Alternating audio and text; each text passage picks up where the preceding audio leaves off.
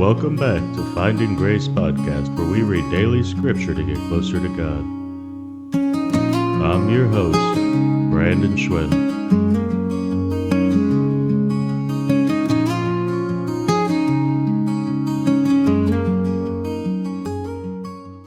Hello and welcome back to another episode. We're glad to have you.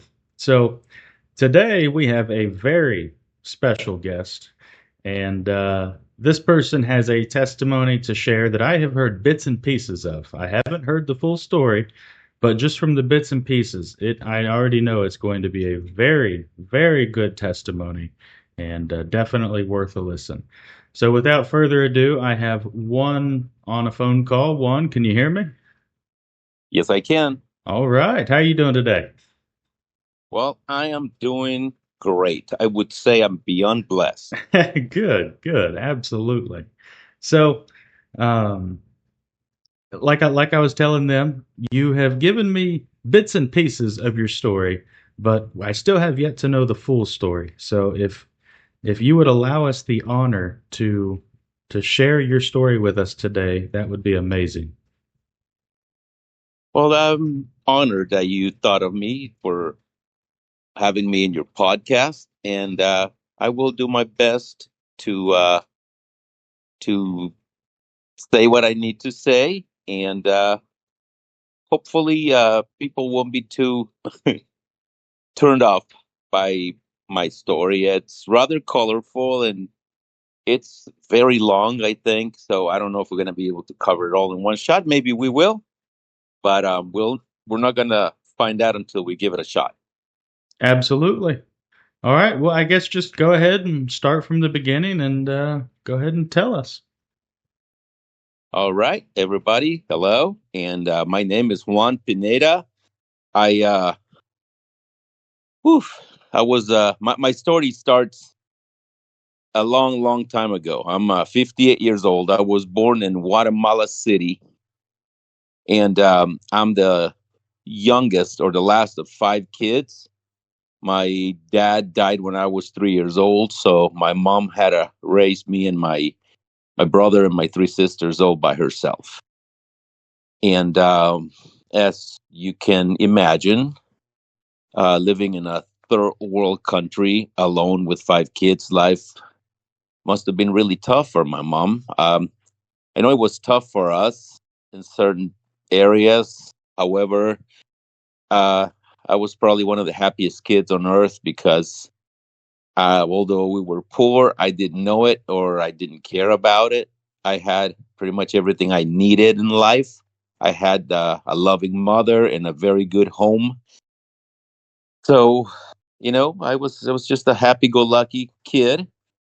Um, at the age of 11, my mom decided to take us all to church when I was 11 years old. My brother, my sisters were older than me.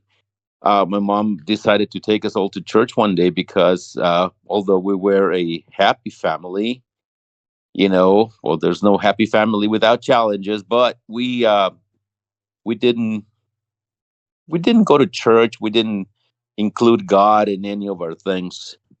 So my mom decided that one day was a good day, one Sunday, to take us to church. We went to the local Church of the Nazarene in Guatemala City, and my Christian story starts there, because at 11 years old, I received Christ into my heart and I started, going to church regularly, uh, learning worship songs and learning the Bible and listening to preachings and all this stuff.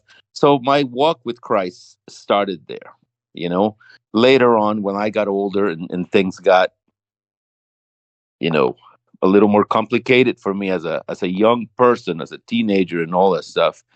Things may have changed for me a little bit. I went astray for a while, but I'm getting ahead of the story. I'm going to tell you guys how I went from being a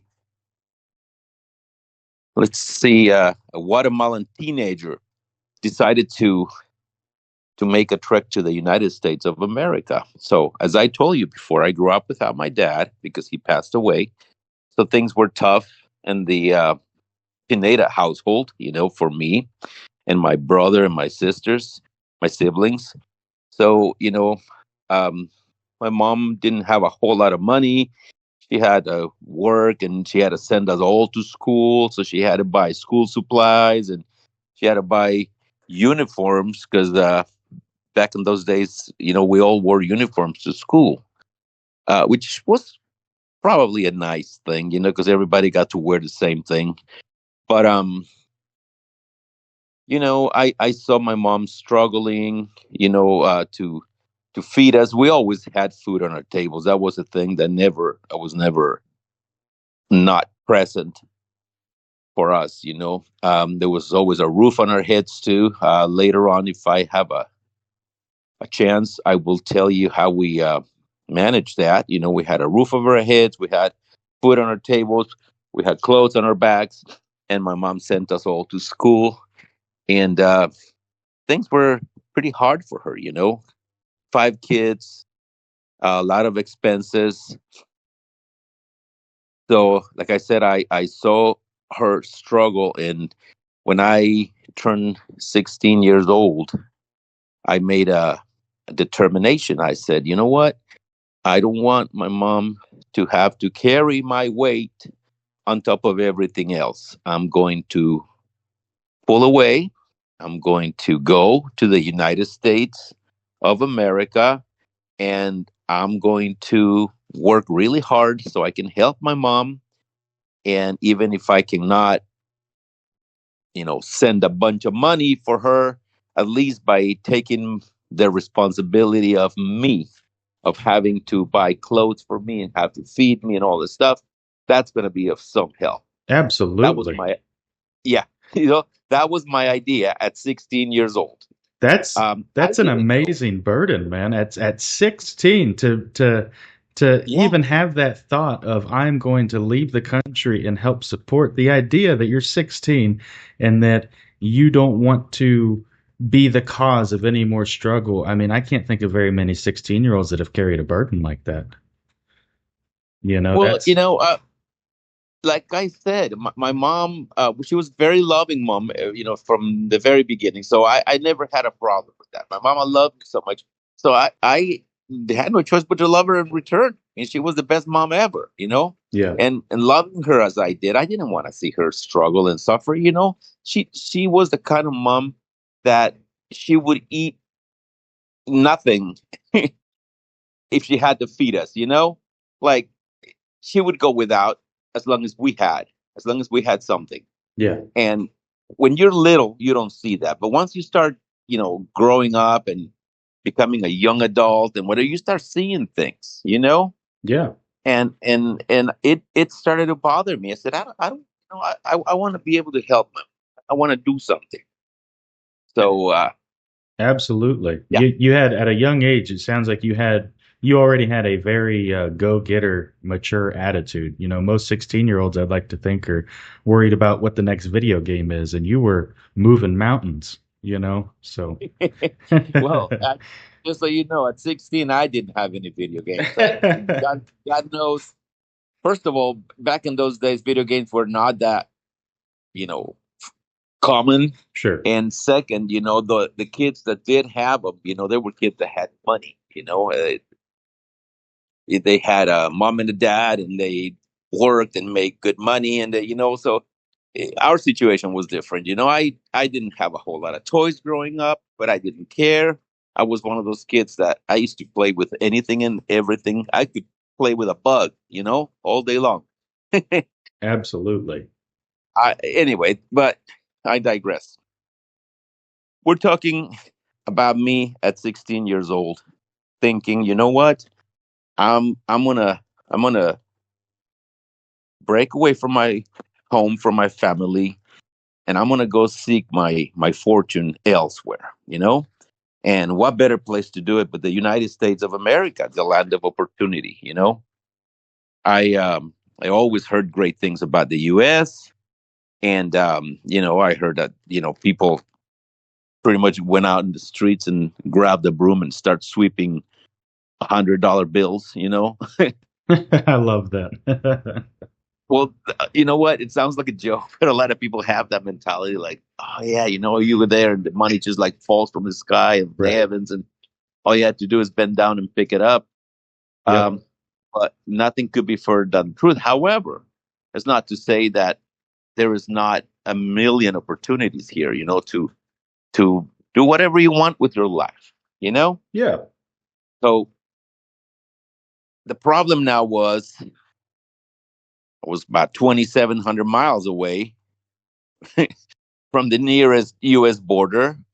And, how am I going to get to the United States? I had a couple of people that I knew in life, not exactly me, but they were like family or friends of my mom, that had moved to Los Angeles at the time.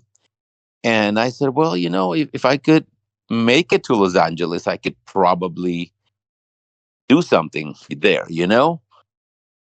So I didn't have any money to travel, but I was determined to make that trek. I was determined to get from point A to point B. And that was all there was to it. So talking with one of my neighbor friends, he was 2 years older than me. He was 18 years old. We pretty much talked about it and said, you know what? If you come with me, you know, we'll go. We'll travel to the United States, and we'll just find a way to get there. And he was already 18, so he didn't really have much to worry about as far as getting permission to leave. I was 16 years old, so I was still a minor. And but I came to my mom one day and I said to her, "Look, I've been thinking about this for a while now, and I have come to the conclusion that I need to do something. I need to help you in some way." And she said, "Well, what do you mean?" I said, "Well, I've seen you struggle, and I don't want that for you. And I figure, you know what, if I can go out there and get a job and send you money, I can help you with whatever expenses, our family has. And that if I can't get work, or if I can't, send money, at least removing myself from, the list of things that you have to worry about would be great help for you. At least I thought that would be the case." So she said, "Well, what? I don't have to agree with you, and I don't have to say yes because you're my son and you're a minor and you have to do whatever I tell you." I said, "Yeah."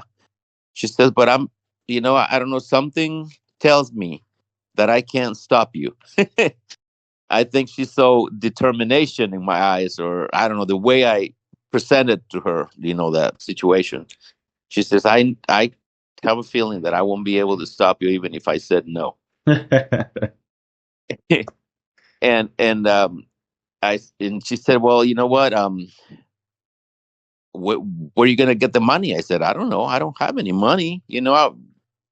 At 16, I only worked a few times during my vacation. I have an uncle still that he had a small shoe factory, in Guatemala City, and I used to come and work during my vacation.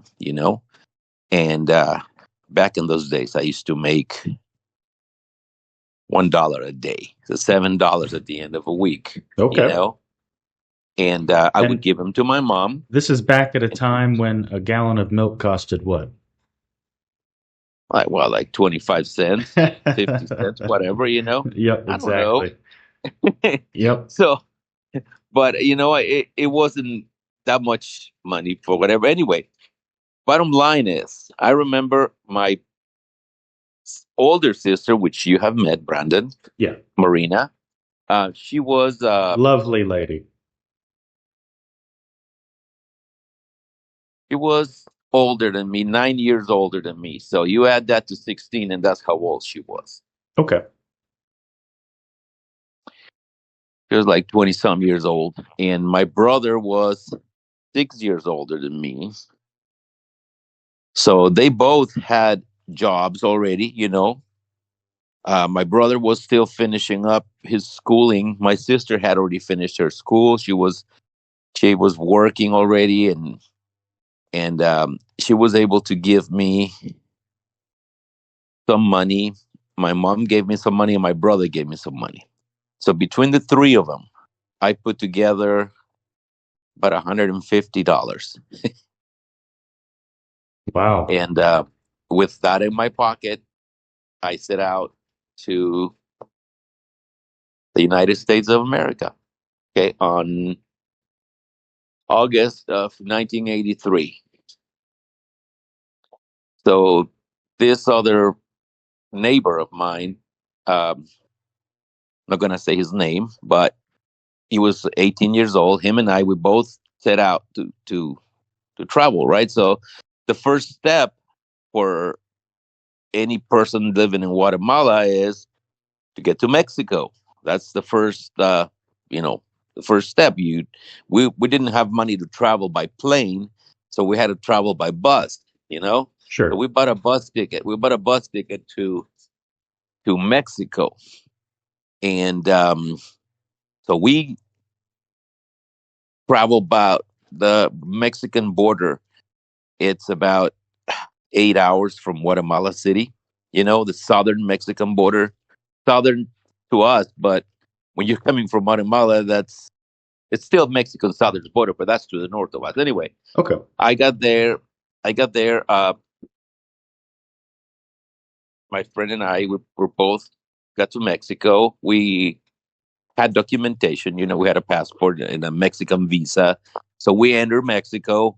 We got checked in, and we got back in the bus, and we're traveling in Mexico when the bus gets stopped by Mexican immigration. At least that's what they call themselves. But there were people in plain clothes with guns in their hands, and they were checking everybody in the bus. We're like, hey, we're okay. We have documents. We don't have to worry about it. Um, I remember that this guy took us off the bus, says, let's get down. And we got down, and he says, where are you going? Traveling, just doing our thing. And he says, yeah, we always say we have documents. We have our Guatemalan passports. We have Mexican visas. So we're good to be. He said, yeah, but I don't know. I have a feeling that you guys are up to no good. And I think he saw us being young and by ourselves. So he probably said, you know what, this guy's. So long story short, he stole our money. Oh Okay? my goodness. Yeah, he says, if you guys want to continue traveling, you're going to have to give me whatever money you have, or else I'm going to put you in jail. And I now, don't think he had the authority to do that, but we didn't know that. exactly. And I think So, he knew that you didn't know that. of course, of course. Yep. There's like a 16-year-old and an 18-year-old, and Yep. and just because my friend was 2 years older than me doesn't mean that he was fierce or Hmm. any smarter than I was. Anyway, So here you guys are in Mexico, and now you ain't got no money. we had no money. Oh man. The good thing is that we already had our fare paid to Mexico City. So, we continued to travel without any money. We had no money for food or nothing. So we get to Mexico City, and we're like, okay, so what do we do? We were hungry, we got no money, and we on the way here we encountered some people that probably took pity on us, or I don't know if God put him on our path, but they saw us and they said, you guys look like you're hungry and you're lost or something. We're like, well, we're not exactly lost, but we got our money taken from us. Not that it was a whole lot, but it's all we had. Yeah, it's all you had to eat.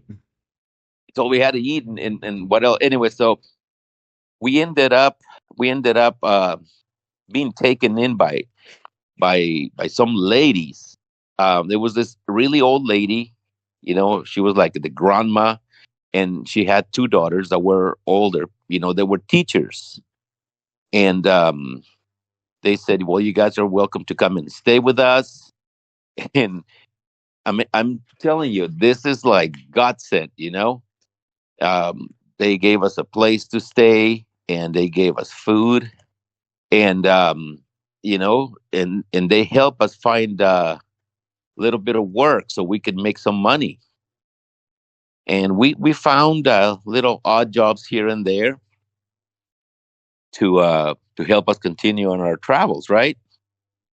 So after like a month or so of being there, we had enough money to buy another bus ticket to Tijuana, you know, Okay. which is the border town with California, San Diego and all that stuff. Yes.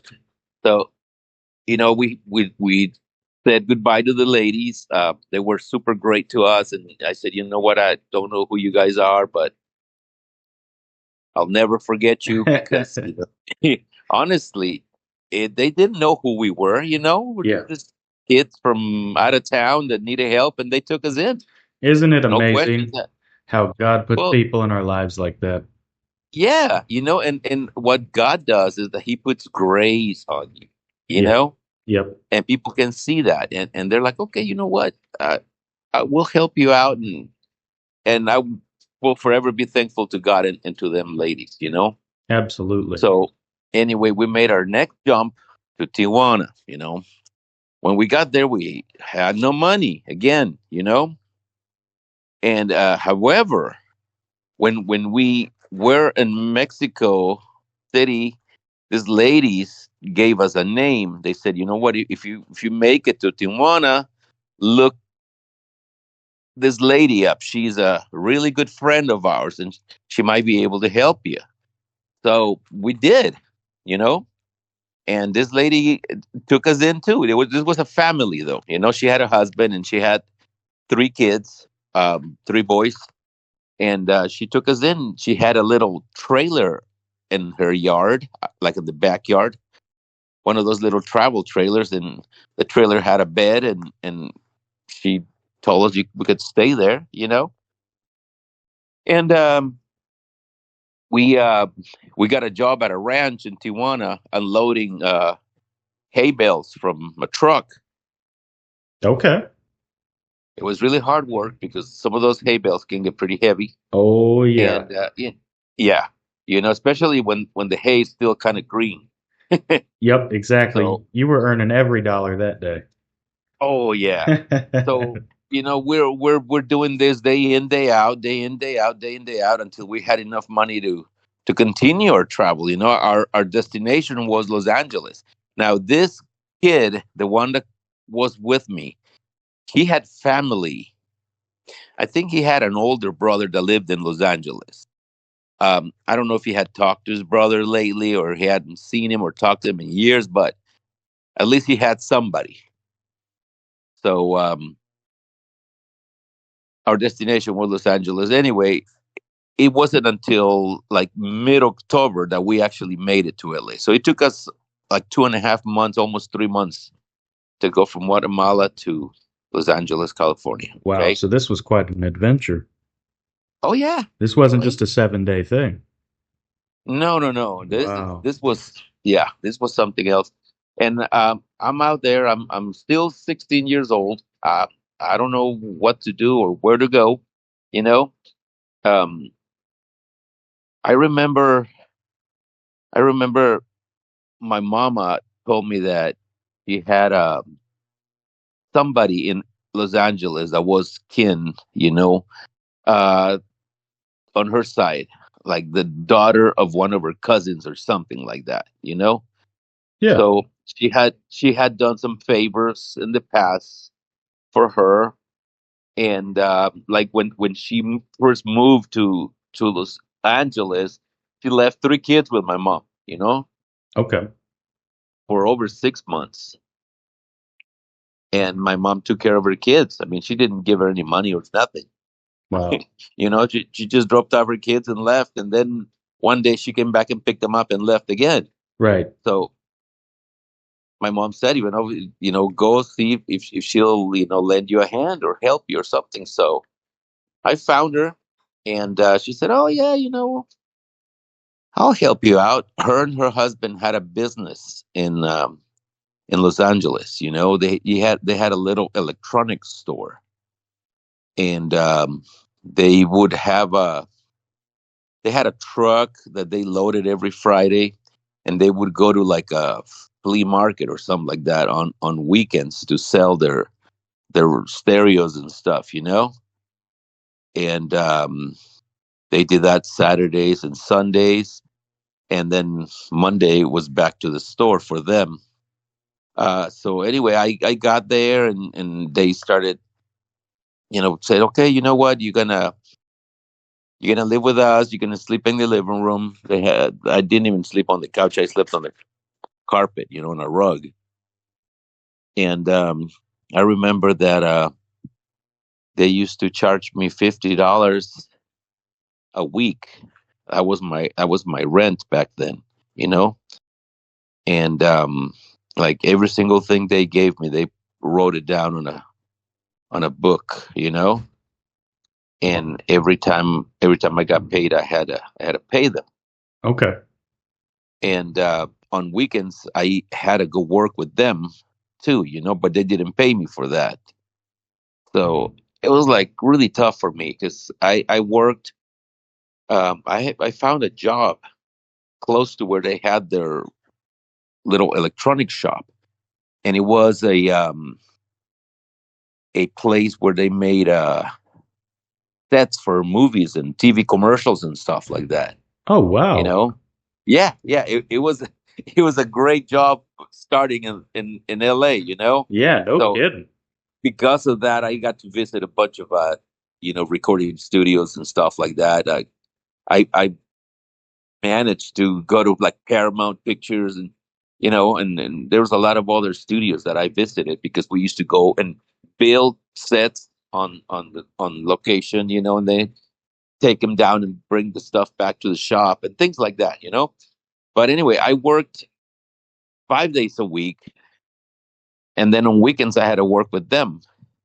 Like Friday when I got off of work, I would go and help them load their truck, and then go home, and then in the morning get up at 5 in the morning to go unload the truck at the place, and be there all day, and then load the truck again, come home again. Same thing on Sunday morning, get up in the morning, go out there. So it was really tough. Yeah, you don't get a And day off. no, I didn't have a day off. I wasn't making any money either because, like I said, they were charging me $50 a week, Yeah. and all the food and whatever they were giving me, they would give me a bill for that too. Mm, And my staying with them was part of, like helping them on weekends was part of that too. right. So it was really tough. After, let's see, I was with them for like 8 months. I was able to I was able to move out of there, and go live with family that I met while living with them. And this is a family from Guatemala. Again, they lived in a two-bedroom apartment in North Hollywood, California. And I remember that like one brother lived with his wife and his three kids in one room, and the other room was the other brother with his wife and his kid. And they gave me the living room to sleep in. That was my where I slept on a couch. And I used to have a different job then. I got a job somewhere else, and maybe at a different time I would give you a little more detail about this other job I had. I found anyway. I didn't have a car or anything, so I used to walk. I used to get up really early in the morning. I walked about 4.5, 5 miles to my job. It was a lot more complicated to get there by bus than it was walking. So Sure. it would probably take me like three times as long to get there by bus. Yep. Exactly. So I just walked. And I worked there and come back at the end of the day, and it, it looked like life was very interesting for me at the time because I didn't um, I didn't have any guidance from any adult or nothing. At 16, as young as I was, make no mistake, I was a 16-year-old man. I wasn't a kid. Right, I for was sure. no child. Yeah, I was taking care of myself. I remember that I would put like little money aside to send to my mom, and I was experiencing certain things for the first time in my life. Like I don't know if I told you, Brandon, specifically before, but I didn't try peanut butter till I got to the United States. Yeah, that was Wow. something that was like a luxury in Guatemala growing up, and Yeah. I heard about it, and I heard about peanut butter. I know that rich kids ate it. The rich But kids. yeah, but my mom didn't have money to buy us that. Yep. It was different. So you know, getting to the States, I was working. I had my own money, so I could buy things. You know how you like chocolate milk, right? Yes. I used to love going to a 7-Eleven, the local 7-Eleven, buying a fruit pie and a little quart of chocolate milk. Mm, that sounds good. Yeah, I used to love that. So, I never could do that back there because I didn't have the money to do it. Yeah, So little things like that people take for granted here, are like big time luxuries in other places of the world. absolutely. Even as small as peanut butter. I'm telling you, peanut butter is Yeah. like basic here. Yep. I've noticed that in any grocery list, peanut butter is like a must. I Absolutely. mean, what kid growing up hasn't had a peanut butter jelly sandwich? Yeah. Man, I bet when you Yeah. first tasted it, though, it was life changing to wait all those Oh, years. oh yeah. I was like, oh man, this stuff is like the best. All right, I got to ask you, though. Uh, and for anybody who's listening, you can go ahead and comment below what yours is. But Juan, are you a crunchy or a creamy guy? I like them both. Crunchy is probably the best, Yeah, I agree. Crunchy's mine too. right? Yep. Yeah. I mean, I'll have creamy if I don't have anything else, but crunchy is my first choice. Yep. Always. Crunchy is far superior. Yeah. And I remember that when I was working, I used to make myself like a couple of peanut butter jelly sandwiches for my lunch break. Yeah. And I would buy this thing called goober, and it had jelly already mixed in it. I don't know if you've seen those jars. Oh, yes, I have seen those. So it's got like a swirl. Yeah. Yeah, I used to love that stuff. Now let me ask you, because I've never personally bought one, but is the peanut butter and jelly still good even if you like go through and stir the whole jar up, or do you have to keep it separate? Um, it's not well. It's like in a swirl. So you see the peanut butter, and then you see the jelly, and Oh, okay, the I peanut got you. butter and jelly. I So got you. when you spread it on your bread, it's not all one thing. Right. Okay. Yeah. I So got you. it's pretty. I used to love it. I haven't had that stuff in the longest time. It's not even good for me anymore. I do have peanut butter and sugar-free jelly sandwiches now because of my blood sugar and stuff like that. That's Yeah, the price of getting old. that's right. But but little things like that. I remember I bought myself a bicycle. You know, because growing up, I didn't have a bicycle. I remember my mom's brother, my uncle, bought us a bicycle, but he bought one bicycle for 5 kids. And obviously, my older brother and my older sister, they, had dibs on the bicycle. Yep. So us, the last 3 kids, we didn't get much action at all. I ended up having the bicycle to myself pretty much by the time I decided to leave Guatemala, but the bicycle was already in pieces. Yep, exactly. So when I got here, I remember one of the first things I bought myself a BMX, you Nice. know? Yeah. Oh yeah. And I had it all tricked out, with all the best aluminum rims and the best parts I could buy for it. I remember it was one of the things I always wanted to have and I never could. I wanted a skateboard so bad. You have no idea. Yeah, My mom could never buy me one as much as she wanted to because the money that she could use buying me a skateboard, that's the money she used to feed us for a week. exactly. So she wasn't going to spend that kind of money on me. So I just, kind of shrugged it up. Yep. I'm too old for a skateboard now, so I'm not going to get one. But plus, I have bad knees. I'll probably kill myself on one anyway. But, just going back to all the things that kids take for granted. Yeah. Um, I have a other story of my Guatemala days when I was a kid. When I was going to grade school, um, there was a guy outside the school, like at the end of the school day. He was out there and he had about half a dozen. Do you know what a Viewmaster is?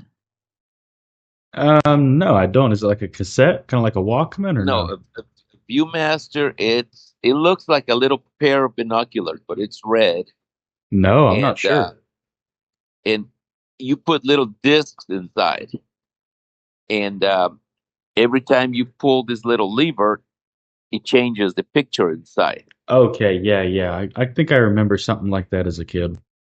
Yeah, but see, this is a 1970s toy. Right. Okay, so I could never dream of having one, but this guy had like six of them, and that was his business. He would charge you 2 pennies per disc. So if you wanted to you know watch a disc, and all these discs were Disney based. Like you had the Bambi disc and the Cinderella disc, and so on and so forth. All the Disney movies that came out at the time, you could pretty much watch them in little stills in Okay. this little contraption. And I remember that I used to save just to be able to spend 2 pennies at the end of a school day to see that. And, I look at kids nowadays; they have like expensive toys, and like video games and things like that. They don't even want them anymore. Right. So it kind of puts things in perspective. But anyway, so from there, I remember that the people I was living with, they were Christians, and they told me, says, if we go to church on Thursdays, and we go to church on Saturdays and Sundays, and if you want to come with us, you're welcome to.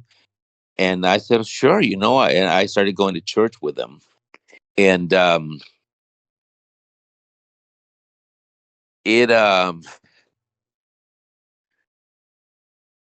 it was nice, because after, and this is like maybe a couple of years after I left my home, I was already 18 years old. I was still young, but I felt like a lifetime had gone by already since I left my house. Exactly. And now I had a steady work. I was living with these people that were Christians, and they were not trying to exploit me in any way. They were charging me rent. We were shared the rent for the apartment we lived in. And it's kind of uncomfortable, to sleep in somebody's couch every night. You have to wait till everybody, you know, goes to sleep so you can go to sleep. You Yep. know, Yeah, exactly. I Uh, guess if the one guy isn't done using the living room, you got to wait until he's done.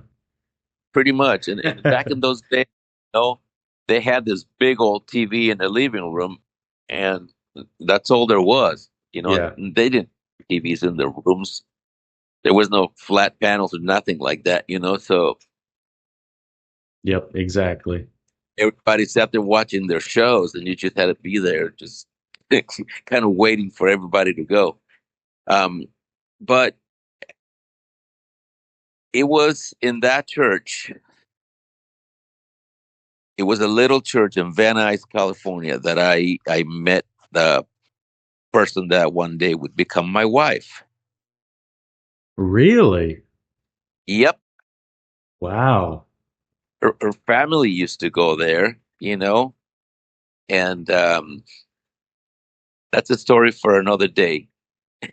Oh, that's totally fine, but wow, that's amazing. So this family and this church and this living room that you're sleeping in, all of this was leading up to the big moment. None of this was accident. No, no, Yeah. not at all. And Yep. and okay, so and this is the thing. I met her. Well, not exactly met her. I saw her in that church. I never talked to her or anything. I was kind of like the new person in town. Right. Felt kind of like the new guy, so I kind of kept pretty much to myself. I would go there to listen to the messages and to worship, and then I would go home with these people. Um, so after a couple of years of being here, I decided to go back and visit with my mom. So I bought myself a plane ticket and I flew back to Guatemala, and I went there, and my mom was like, "Oh my God, my family, everybody's happy to see me." And I'm already, I guess I grew, a little bit because I remember everybody being bigger than me. And then when I went back, it's like, what happened to you guys? You all shrank or something, you know? That's right. Just tell them, say, "Hey man, I started eating peanut butter." There you go. And you have to realize one thing. You know me. I'm not a tall guy by any stretch of the imagination, but Yeah.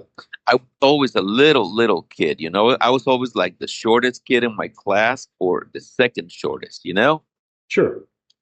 So I was a tiny kid. And then all of a sudden, like I said, my household, everybody was bigger than me. When I went back, everybody's like shrunken. I'm like, okay, you know. But I spent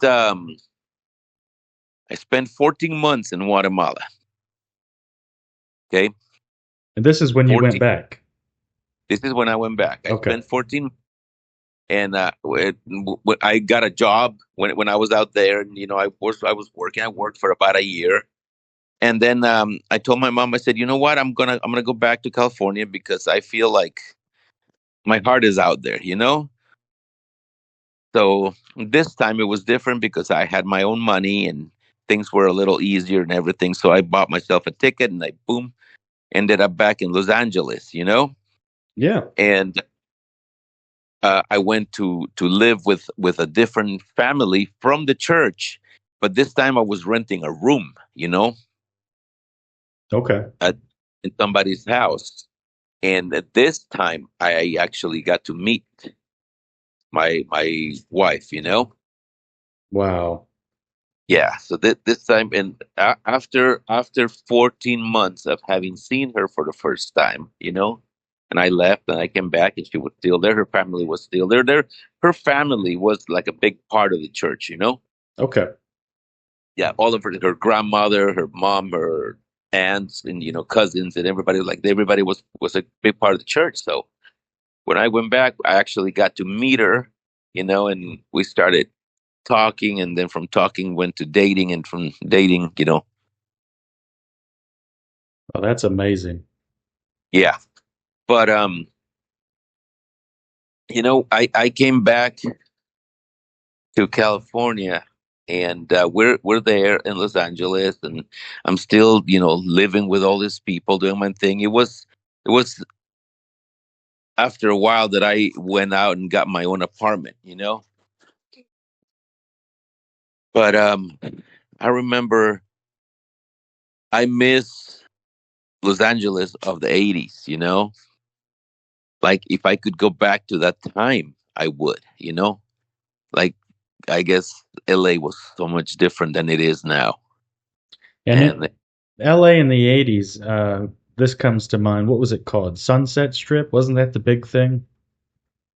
well, that was part of it. I been growing up in the San Fernando Valley. Okay. The San Fernando, the other side of a hill, you have to go up a hill and go down the hill to be where Sunset Strip is. Sunset Strip is like along the lines of Beverly Hills on one side, and then Hollywood on the other. So there's a lot of LA is so big and it has so much, you know. Yeah. So, but I don't know. Even the freeways, the streets, everything was so different back in the day, you know. And we've been back since to LA when we went a couple of years ago to bury Lucy's grandmother, and everything is so different. You know, I wouldn't want to move out there anymore. Right. Yep. Oh, anyway, um, so here I am, you know, working at a place called Air Supply. This is a air conditioning parts distributor, you know. And well, they it was a warehouse basically. I want to tell you how I found that job. I was jobless, you know. I was young, and I'm walking the streets of North Hollywood trying to find myself a job, you know. And I would go into factories and all kinds of companies to go in and fill out applications because that's how you used to do it back in the day, you know. You go to a place and you said, "Who's the manager here?" So, you know what? I need a job application. They'll give it to you, and they needed you. If they liked you, they'll call you back to come to work. If not, you know, you just kept on doing it. This is back before they had Indeed. Yeah. Oh yeah. Back before the internet, That's right. you know. So I remember that I used to go every day. I would get up and start pounding the concrete, you know, start walking. And there was a car wash about quarter mile from where I lived. So the guy used to give me work for like day work, you know.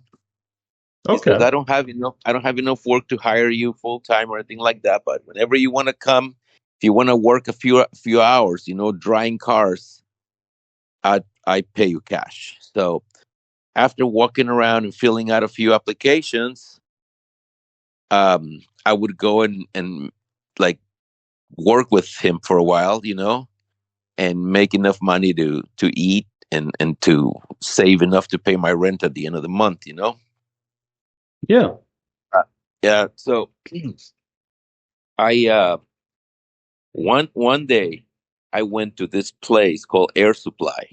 It was a kind of like a clever name because the group Air Supply was kind of big back in those days, and the company was a distributor of air conditioning parts. It was a supply house, so it was called Air Supply. And I walked in there and I talked to the manager and I said to the guy, "I'm looking for work," and he said, "We don't have anything." He says, "But if you want to work the day," he said, "I'll pay you cash." I said, "Sure." He said, "What do you want me to do?" I said, "Well," he said, "you can straighten out the warehouse, you can sweep, you can do all kinds of stuff." I said, "Sure thing." And he said, "I'll pay you $4 an hour." I said, "Okay." So this was a Wednesday. There's a reason I'm telling you this, okay? The day. Okay. So Wednesday, I worked, and at the end of the day, he paid me, and he said to me, "Can you come back tomorrow?" I said, "Sure." You know, the warehouse was a mess, you know, and I started straightening out, you know, boxes and like big mounds of product and stuff like that, sorting things out. I didn't know what any of that stuff was, you know, but I was trying to do my best to put things away, make things a little orderly and clean. And so Thursday I went back, and at the end of the day he paid me. I was really happy because I had a little cash in my pocket. He said come back Friday. So I went back on Friday, and at the end of the day, he said to me, "I'm not gonna pay you." And I remember feeling like really sad. I said, "Whoa, man, I still got like taking advantage of me or something," you know. I said, "Okay, whatever," you know. He said, "I'm not gonna pay you." He said, "I'm gonna pay you next week because I'm offering you a job." Wow. You had me going Apparently, there for a minute. well, yeah, apparently, he had me going for a minute. Exactly. Apparently, apparently he liked, the way I worked and everything. So he decided to give me a job. That's So, awesome. in that place, that's where I learned how to operate a forklift. You know, I used to, offload trucks and put the stuff away. I became like the wizard of the warehouse, man. I'm telling you. They could tell me, oh, yeah, we're supposed to have like 10 of these specific items. And I would say, nope, we have 25 of them.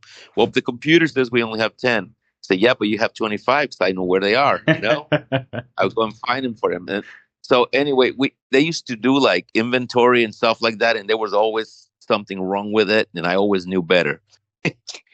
So I started working the counter, after a while.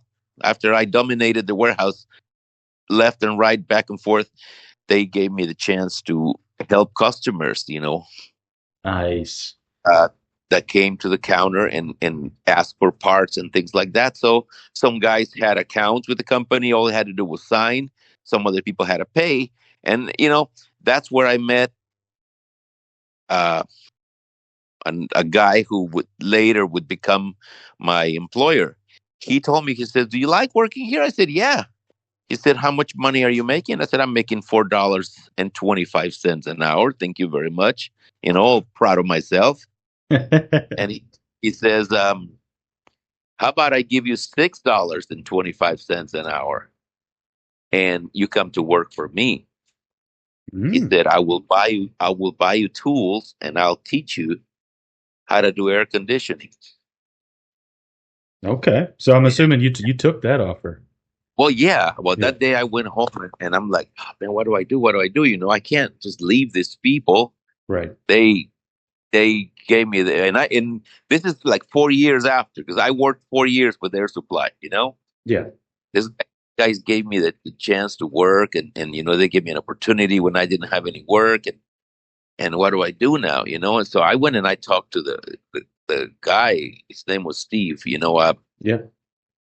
I said, I have this dilemma. I said, so and so from such and such company came and offered me this and that, and he told me, dude, what are you waiting for? Take it. That's awesome. He only wanted the best for you. I said, really? He said, yeah, man. He said, go ahead and take it. Look, he said, you don't have to worry about us. I said, I would love to watch you become something else and succeed in life and, do whatever. So he actually helped me out. Okay. So I went and I took the job and I worked with this guy for a while. I learned how to install air conditioning systems, up in rooftops, and I learned how to do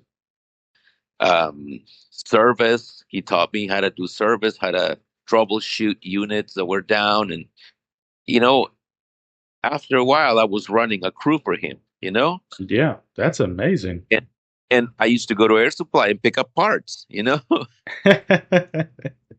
out of the counter. Yeah. And I always remained friends with the guys that hired me, always. Even years after, I found them at a different supply house because like they ended up selling that place and they ended up buying another company and you know uh, I found them later on and they're like, oh my god, we met you when you were a kid and now look at you, you're a man and you got whiskers on your chin and That's right. it was nice, but this guy had me working with him for a while. um, Basically what I'm trying to do is I'm trying to get to where we are now. Yeah. Okay. So this guy had me working with him. I was um, I was doing air conditioning, like I said. I was leading a crew. We were doing installation of air conditioning systems for commercial buildings, for uh, residential, all kinds of stuff. After a while, he did a couple of bad business moves, and he had a file for bankruptcy. So he closed the company, Ooh. and he kept me working for him. Oh, We good. were we remodeled his house. Dude, he kept me for like 8 months. Nice. Okay. Paid me out of his pocket. Yeah. Like we changed his floors. We put new roof on his house. We remodeled his bathroom, his kitchen, everything, you Good. know? Yeah. And one day he told me, he said, look, man, I've been paying you out of my pocket this last month. And I said, I can't do it anymore. He said, I'm going to have to let you go. And I said, okay. By then I already knew a lot of stuff. I said, okay, I can. So I went and I found another job like the next day. Yeah. And I was working for a couple months when he called me. He said, well, I don't own a company anymore, but I'm working at an office building.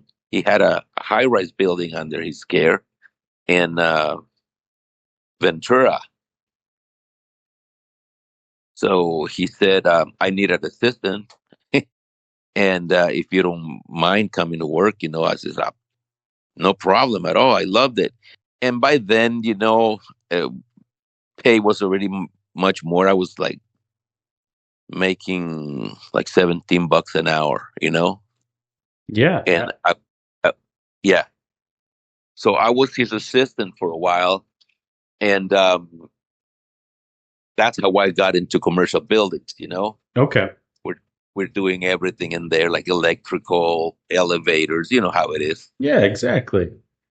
Yeah, and then um, I broke away from him, and I had my own little portfolio. I was a chief. I had 5 buildings to my care. I had a crew of guys and everything. So anyway, that's how it all started. And in the midst of all that, that's where I met the guy that we used to work with. Okay. We're not going to mention any, but you know who I'm talking about. Yeah. Now let me ask you one thing before we get too far here. So Sure. so you were living with this group of people in the living room. You were going to this church. You Yeah. you went back to Guatemala, and then you came back and you met your wife for the second Yes. time through this church. So during this Yep. whole process of getting this job, going to the car wash, going to the air supply, being blessed with this even better opportunity where a guy not only gave you a fish, but he taught you how to fish. Did Yep. you? What were you doing in the church life at that point? Had you kind of stopped going? Were you still going? Like, what did your No, walk look like? I was playing for the church band. Really? Yeah. Oh, that's amazing. Yeah. I was the pastor's son was a musician, and we became friends. And I knew how to play guitar a little bit, and he says, "Oh, you play guitar? Well, come here." And he says, "You know what? We need somebody to play the bass." And I said, "Well, I never played the bass before," but he said, "Oh, it's nothing to it." And Yeah. he said, "Look, just like the four top strings of a regular guitar, you Yeah. know." So basically, I'm like, "Oh yeah, it's the same as a guitar." So anyway, I started playing guitar, and I mean playing the bass, and we played with the worship team at the church, Okay. and then we put a band together. We used to go play to other churches and stuff. Wow, that's It was awesome. Yeah, it was a lot of fun. One day you can ask Lucy, Yeah. you, you can ask her about me playing in a band. She wants me to play at church now. She says I want to, because she used to see me. She said I want to see you. I want to see you play again for the Lord. I said, you know what? My dream is I want to go to heaven and I want to play for Jesus up there. Amen. Yep, that's what I want my job to be in Yeah. heaven. Yep. Want to play. So we'll see. We'll see what his plans are for me. Absolutely. So that's pretty good. So even through all these moments where he was continuing to bless you, you weren't ignoring his existence. You were still partaking. I was partaking, Good. but I'll have you know that my community with Christ, I would say my communion with him, my walk with him was interrupted several times. Oh, okay. And not Not because he stopped blessing me, but because I I was a doo doo head. You got distracted. I cracked it. You know, it's funny because the preaching from our church this past weekend was about distractions and how the enemy uses distractions to get us to not do God's will. You know, Absolutely. If the devil can't get you to sin, he will keep you busy. he will keep you busy. Yep. So, uh, like I said, the story is super long and it's very intricate and he has so many things. So maybe we can talk about this at a different time. And like I said, if you want to know specific things, write them down and you can ask me later. We'll talk about this. I promise you. Okay. But you know, we do stuff sometimes that God is not too happy with us. And I'm going to tell you something. During all this, from the day I left my house, the first time, up until now, present, 2025, my mom has never stopped praying for me. And that's one thing I'm going to tell you about. And you are a parent now, you have a kid, you know this, you know? Um, Parents that love their children, you know, even if you're not with them, especially when you're not with them, you pray for them. You know, you ask God to bless them, to help them, even if they're out there doing stupid things. You know, you ask God to guard them and to care for them, and God did. He always has. I have a bunch of stories to tell you about a billion things that have happened to me in my life. I mean, I've had motorcycle accidents, I've had car accidents that I almost took my life. I've been shot. I've been bitten by dogs. I've been beat up, stabbed. I Wow. mean, you know. So, and during all this stuff, God was always present in my life. Although I, I made the mistake of letting go of His hand. Right. So this is something that we all need to learn. God is, He has us in His hand. You know, and he can take us from point A to point B, from point B to point C, bring us back to A. He can help us during our walk in life, do anything and everything. As long as we remain in his hand, we're under his care, you know? But sometimes we decide to jump off and do little side trips of our own, you know? And Yep. and, and he's like, okay, you know that if you walk away from me, if you stray from me, that's you're pretty much on your own, you know. It's like you're not gonna go dancing with the devil and expect no consequences, you know. Exactly. Preach it, man. Yeah, no, definitely. And but I'm gonna tell you, I've done so many stupid things in my life. I have offended God in so many ways, and if it wasn't because He loves us so much, you know, if it wasn't because, like I said, the prayers of a mother, they always, you know, God is, I mean, some look, I could have died 100 times over, you know, and I would have died in sin, and I probably would have ended up God knows where, you know.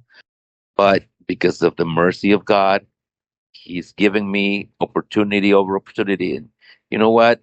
It's taking me this far. I'm 58 years old, and just now I'm understanding, you know, the magnitude of the love and the patience that God has for us. Yeah. Grace, you know, how because grace is the fact that we don't deserve his gifts, you know, everything he gives us from eternal life to health, you know, Yep. to everything work, you know, everything we need to understand that everything we have in life, you know, from the moment that you wake up and take your first breath, the air you get, that's his breath, you know, that you're breathing, that's his air. You get up and you walk because he allows you to, you know. You get up, you get dressed, you eat breakfast, you go to work because he's the one that provides all that. He provides the food you eat. the vehicle you drive to get to work, the job you have, he provides.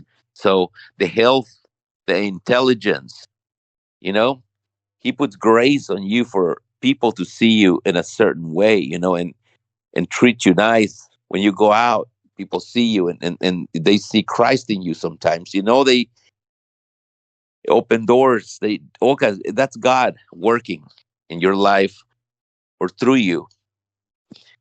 So everything we have, everything we can hope to have comes from God.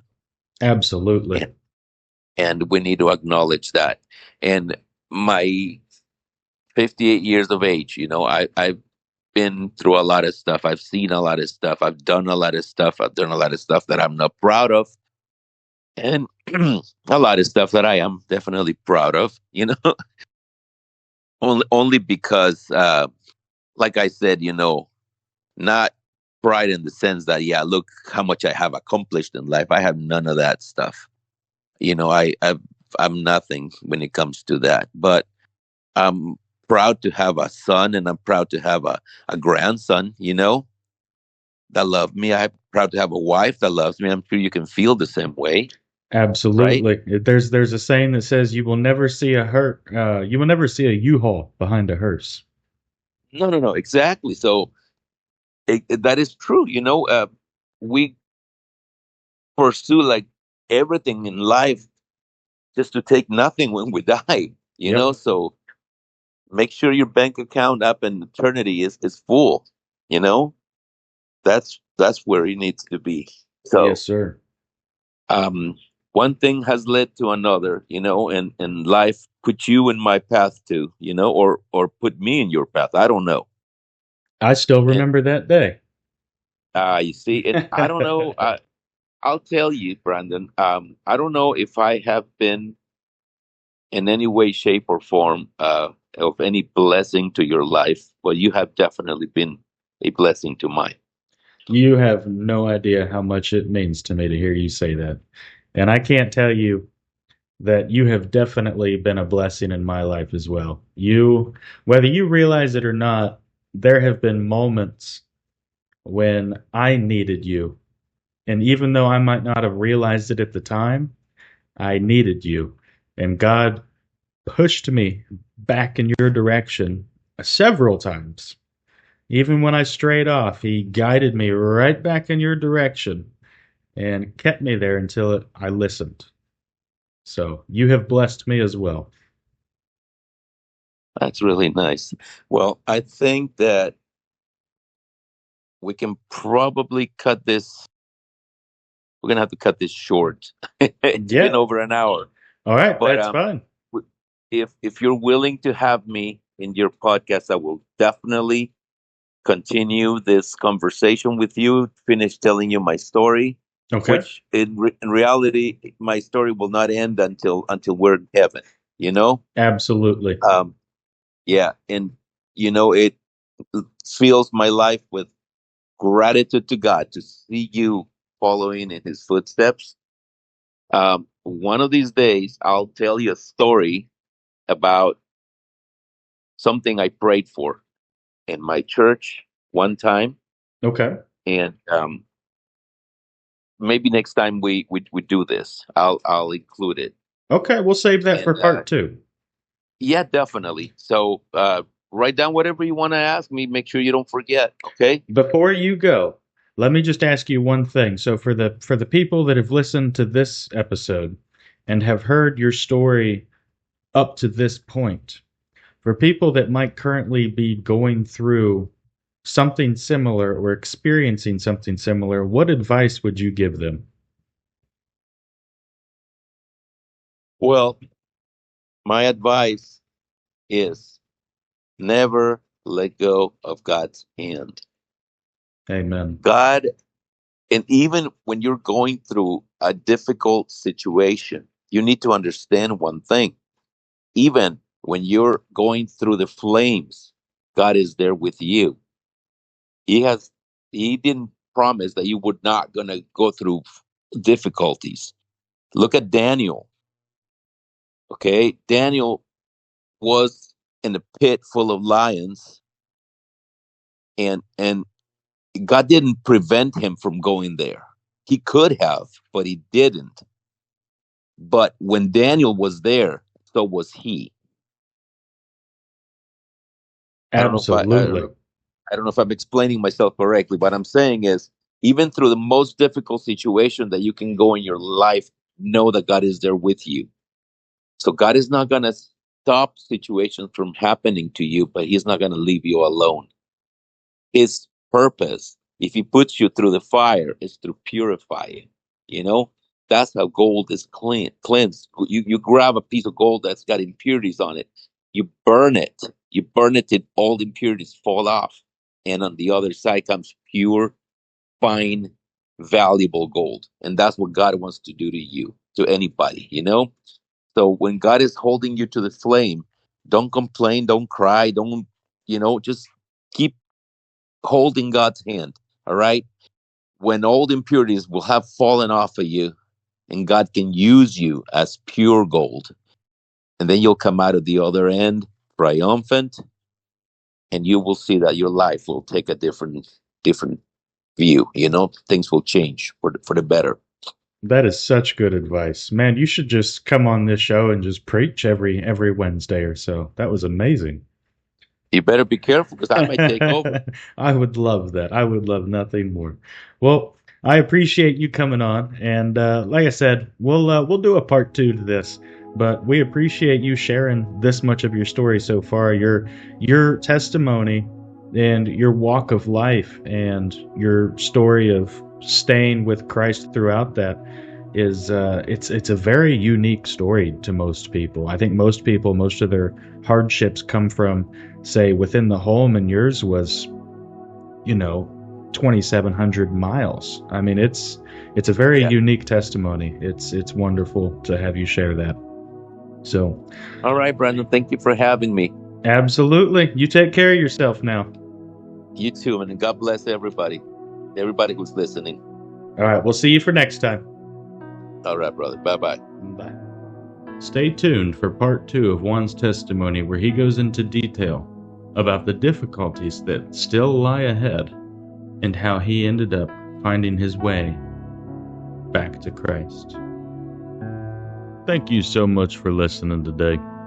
And if you or someone you know has a testimony of their own about finding God in a dark world, click the Discord link in the description below.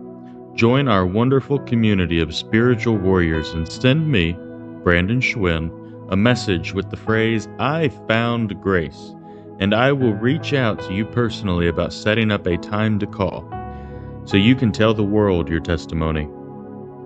You don't realize how many people your story might help. Remember, the devil says, "I can numb your pain." But God says, "I can heal your pain and give your scars purpose." So allow your scars to have purpose. And may everyone be blessed with the opportunity to finding grace.